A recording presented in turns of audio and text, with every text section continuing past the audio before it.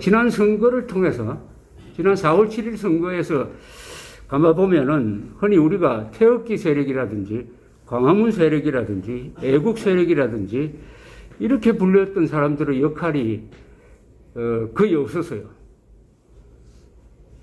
왜 이렇게 됐느냐 하는 것을 좀 말씀드리려고 합니다. 왜 이렇게 됐느냐? 왜 행동하는 우파 세력이 정치 분야에서 거의 중요한 역할을 하지 못했느냐? 오히려 국민의힘은 태극기 든 사람들하고는 안 섞이려고 멀리하려고 한다. 저 사람들하고 섞여버리면은 표가 안 된다. 이런 생각을 갖도록 했다는 것. 이걸 좀 되돌아보면은 그게 결정적인 것은 4.15 총선 직후에 있었던 대선 부정론입니다.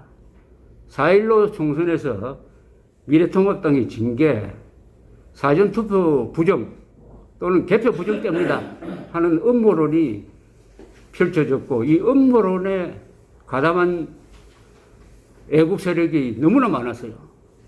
제 주변에도 그런 사람 참 많았습니다. 배운 사람, 안 배운 사람, 장승들, 교수들, 종교인들, 이런 사람들이 개표 부정 때문에 미래통합당이 졌다.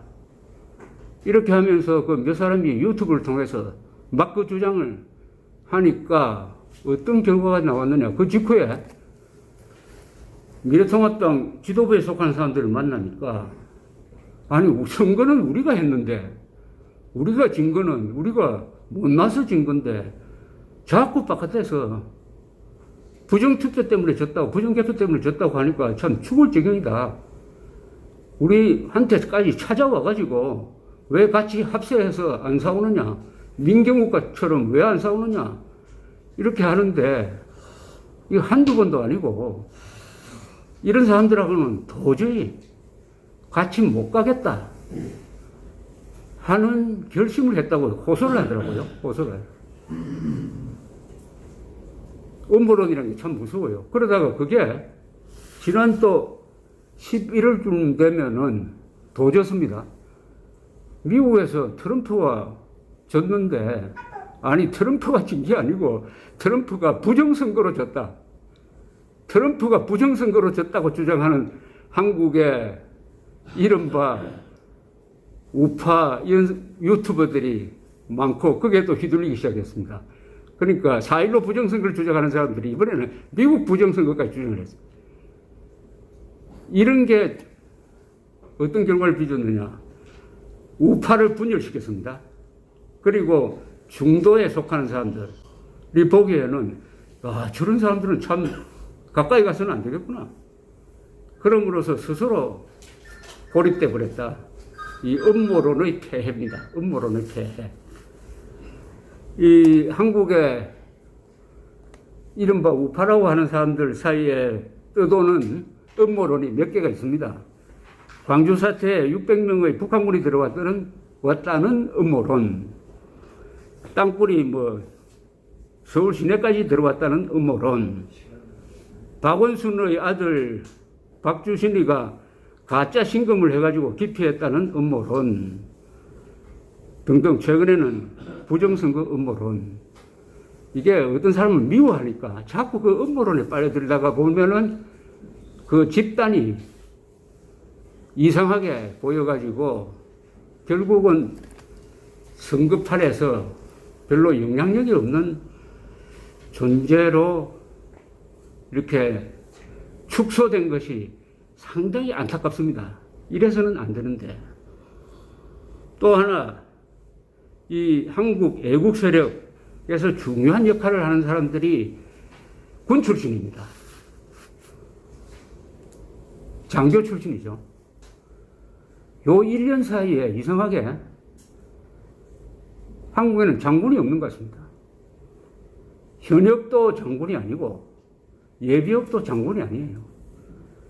지금 문재인 정권이 국가에 대해서, 국익 그리고 군대에 대해서 말할 수 없는 도전, 이적 반역질을 하고 있는데도 입 싹 닫고 아무 말도 안 합니다. 국방부 장관도, 합참의장도, 육군참모총장도. 그 사람들은 뭐 공무원이니까 조금 그렇다 하더라도 군복을 벗은 예비역, 뭐 대한민국 수호 예비역 장성단이라든지 새로 만들어진 기구가 있죠. 거기 보면 1000명 이상의 장성들이 그 안에 들어가 있습니다. 역대 국방장관, 역대 합참의장, 역대 각군 총장들이 다 들어가 있는데 지난 1년 사이에 아무 말도 안 합니다. 계양군에는 뭐 친정부 조직이 되어버렸고, 승우에도 입 닫고 있고, 육사동창회, 해사동창회, 공사동창회, ROTC 다 입 닫고 있어요. 이상하지 않습니까? 군대가 이러면 어떻게 되죠? 군대가. 그런데 대한민국 군대는 이렇게 하면 안 되죠. 20세기에 가장 위대한 군대가 두 개입니다. 하나는 이스라엘 군대고 또 하나는 대한민국 군대입니다. 대한민국 군대는 지난 70년 동안 건국의 초석, 호국의 간성, 근대화의 기관차, 민주화의 울타리 역할을 했습니다. 그리고 앞으로 남은 것은 자유통일을 뒷받침해가지고 인류국가를 건설하는 것인데, 이런 군대는 세계 역사에 남은 군대고, 우리 민족사 2000년에 군대가 이런 결정적 역할을 한 것은 신라가 삼국통일할 때의 화랑도 역할에 비견하는 것인데, 이런 굉장한 군대가 있는데 최근에 정치가 좌경화되니까 그에 휩쓸려가지고 용기를 잃고 또 전투에 참여한 군인이 줄어들수록 이 군대가 관료 집단화 되어버렸습니다.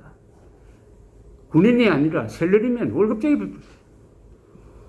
그래서 문재인 정권이 헌법을 무시하고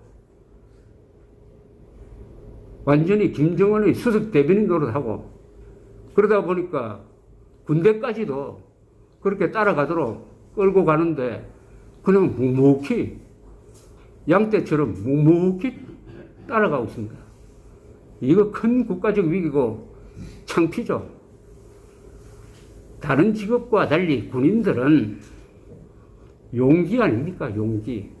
근데 군인들에게 우리가 요구하는 용기는 그게 막연한 게 아니고 헌법에 맞는 행동을 하라는 뜻이죠.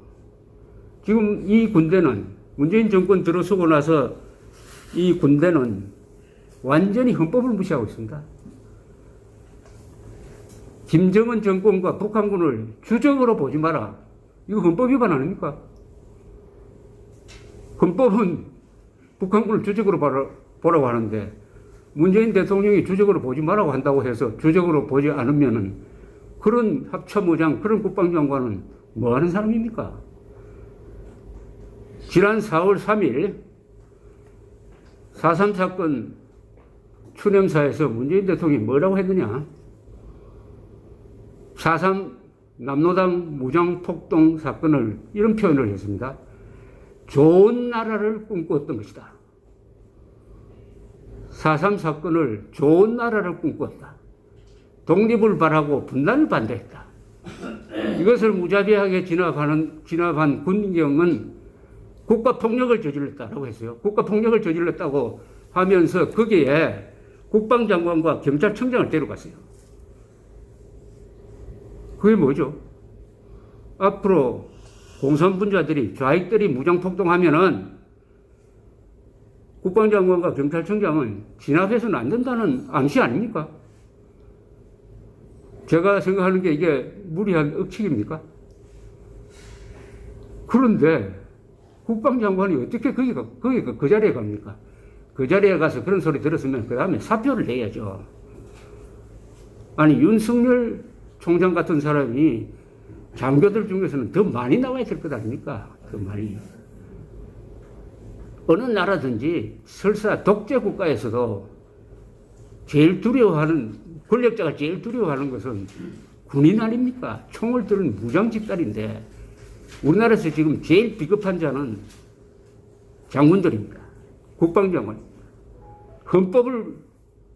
헌법을 지키지 않고 있습니다. 헌법에 위반한 명령을 그냥 집행하고 있어요. 모든 공무원은 위에서 헌법에 맞지 않는 명령이 내려오면 그걸 거부할 권리가 있습니다. 아니, 거부할 의무가 있어요. 헌법 제5조는 이렇습니다. 국군은 국가안전보장과 국토방위의 신성한 의무를 다하며 정치적으로 중립해야 한다. 우리나라 국군은 국토방위 말고도 국가안전보장의 임무를 부여합니다. 이 세계에서 이런 막강한 권한을 부여받은 군대는 터키 군대 정도 겁니다. 쉽게 말하면은 나중에 국가기관이 확 무너져가지고 행정부도 여당도 다 무력화됐을 때 군대가 국가안전보장 차원에서 역할을 할 수 있는 근거가 헌법 제5조입니다. 헌법 제7조는 모든 공무원은 국민 전체에 대한 봉사자이며 정치적으로 중립해야 한다고 했어요. 5조와 7조를 지금 우리 국방부 장관과 합참의장 이런 사람들이 어기고 있습니다. 작년에 미국에서, 올 초군요. 올 초에 미국에서 트럼프가 계속 선거 부정으로 졌다고 하면서 이것도 저거 안 되고 저것도 안 되니까 그 참모 중에 몇 사람이 계엄령을 펴시다. 경합주에 계엄령을 펴가지고 재선거를 하도록 합시다 하는 아이디어를 냈어요. 물론 받아들이지 않았지만은 그게 보도가 되니까 미국 합참 소속의 대장이 7명인가 8명입니다. 이 사람들이 연명으로 성명서를 발표했어요. 거기에 보면 이렇습니다. 우리 군은, 미군입니다. 우리 군은 합법적으로 선출된 민간 지도부의 명령에 복종합니다. 다만 합법적 명령에만 복종합니다. 라고 딱 선언을 했어요. 합법적 명령에만 복종합니다. 우리 군대도 마찬가지죠. 우리 군대도 국군 통수권을 가진 대통령에게 복종해야 하나, 다만 합법적 명령에만 복종한다. 그렇게 하지 않고 불법적이고 헌법 위반적인 명령에 복종함으로써 대한민국 군 지도부가 국가와 국군에 대한 지금 반역 행위를 하고 있는 것이 아니냐 하는 의심을 자초하고 있습니다.